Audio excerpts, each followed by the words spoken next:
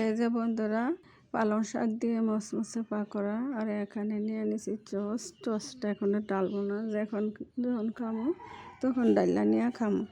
তো আমার কেমন হলো আমার পাকোড়াগুলা বন্ধুরা?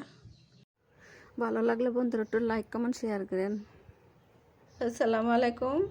এখানে পালং নিয়ে আইছে, আমার স্বাস্থ্য ভালো না, যদি ভালো হয় তাহলে একটা রেসিপি করবো, নাইলে শাক রান্না করে এলাম। এখানে বাইরে আমি বড় বড় ডাটাওয়ালা পাতাগুলো নিছি। এটি এখন আমি ধুইয়া গরম পানি দিয়ে একটু করে নেব। গরম পানি দিয়ে বাপ দিয়ে নেব হালকা একটুখানি। গরম পানি বসেছি, গরম পানি দিয়ে আমি একটু হালকা গরম পানি, কিন্তু এটা দিয়ে একটু নরম করে নেব পাতাটা। বাপ দেওয়া শেষ, এখন আমি উঠাইলাম। আমি পাতাটি বাপ দেওয়া নিয়ে আসছি। আর এখানে যে 3টা ডাগা নিয়ে নিছি, এটা দিয়ে আমি একটা বেনিগাত। এই যে আমি বেনিগাত আছি দেখতেছেন, এইভাবে আমি সবজি বেনিগাইতে নিব। পাতারি বেনিগাইতে পরে আপনাকে দেখাচ্ছি, কারণ আমি একা ভিডিও করে আমি আগেও বলছি। এই যে এইভাবে আমি বেনিগাইতে নিব সবজি পাতা।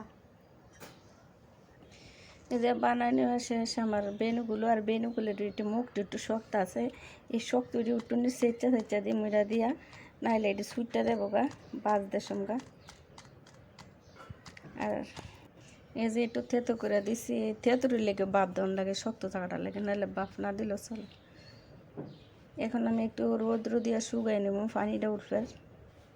এটি একটু শুকাইছে, লবণ, হলুদ গুঁড়া,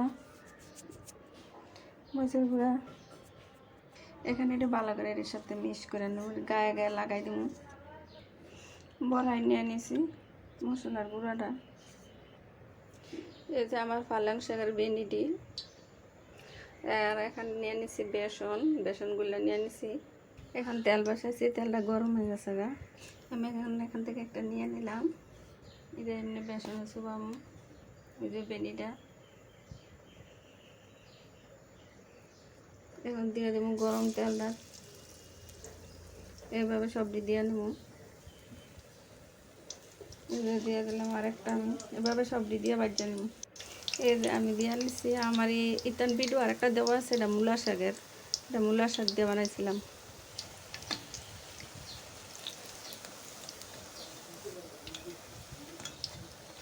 মানে উল্টাই দেবো সবজি।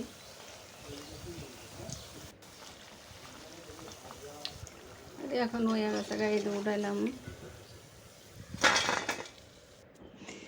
বানানো শেষ আমার পালং শাকের পাকোড়া। একবারে মচমচা পাকোড়া বানাই নিয়ে আসলাম। এই যে একবারে মচমচা, আপনারা দেখতে পাচ্ছেন। কেমন হলো বন্ধুরা আমার পাকোড়া দি?